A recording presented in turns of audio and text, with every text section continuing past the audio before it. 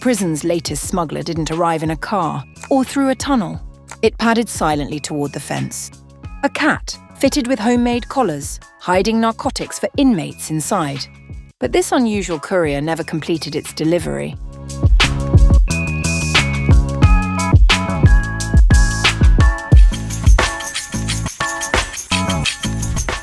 Officers at Correctional Colony Number 17 in Russia's Nizhny Novgorod region stopped a cat before it could slip through the perimeter on July 21st. It was not an ordinary feline, though. Fastened around its neck were 2 handmade fabric collars, hiding banned substances meant for inmates inside. According to Russia's Federal Penitentiary Service, staff spotted the animal approaching the facility and intercepted it before it went any further.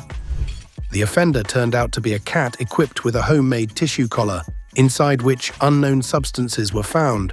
One was green in color, the other was a packet containing a white powder. A specialist with a drug detection dog was brought in to identify the substances, and laboratory testing later confirmed they were narcotics. The fluffy offender was detained temporarily. The collar with the substances was confiscated. The cat was examined, and after making sure he was fine, he was released back into the wild. Footage released by prison authorities shows one officer holding the cat steady while another removes the collar before it is set loose again. No inmates have been named in connection with the scheme, and officials have not said who fitted the collars or who was meant to receive them inside.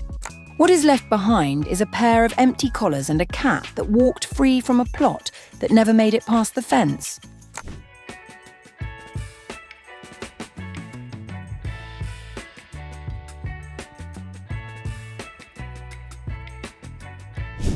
Scotland's tallest mountain has seen its share of drama, but rarely quite like this.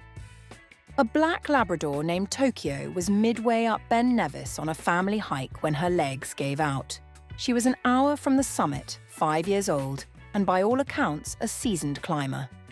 What followed looked nothing like fatigue. We were maybe an hour from the top when we noticed Tokyo got really weak in her hindquarters. Her owner's first thought was a spinal injury, something jarred loose by the climb. Then Tokyo began slipping in and out of consciousness, and the diagnosis stopped mattering. What mattered was getting her off the mountain. I was standing on that mountain thinking that was it. I was going to lose her. Heavy rain made carrying a 53-pound dog down a mountainside nearly impossible alone. The family called in the Lochaber Mountain Rescue Team, which by stroke of luck already had volunteers nearby from an unrelated call-out.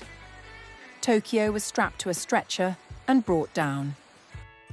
At Crown Vets in Fort William, the mystery resolved itself in an unmistakable way. Blood tests confirmed what the symptoms had already suggested, and then Tokyo herself supplied the final piece of evidence. What really gave it away was when she had her temperature taken, she let out some gas, and it smelled completely like cannabis. It was almost like standing beside someone smoking weed. Vets believe Tokyo picked up either a cannabis edible left along the trail or human waste from a marijuana user, an occupational hazard, it turns out, of one of Scotland's busiest hiking routes. By the next day, the danger had passed entirely. Tokyo went home tail wagging, seemingly unbothered by the ordeal that had terrified her owner hours earlier.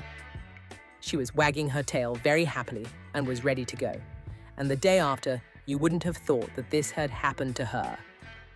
Tokyo is, by every account, back to normal.